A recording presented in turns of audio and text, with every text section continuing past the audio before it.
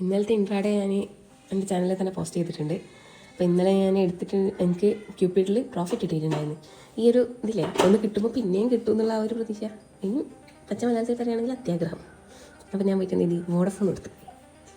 Vodafone എടുത്ത് എന്താ പറയുക താന്നിട്ട് കണ്ടതുകൊണ്ടാണ് ഞാൻ വോഡഫോൺ എടുത്തത്. പക്ഷെ അത് അതിലും താവും ഞാൻ പ്രതീക്ഷിച്ചില്ല.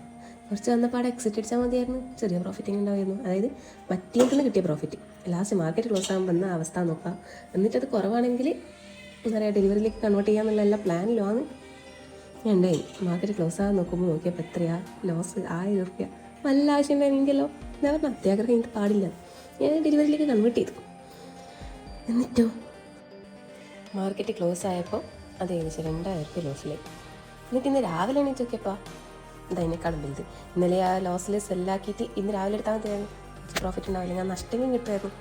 എന്താ അവസ്ഥ, അത്യാഗ്രഹം.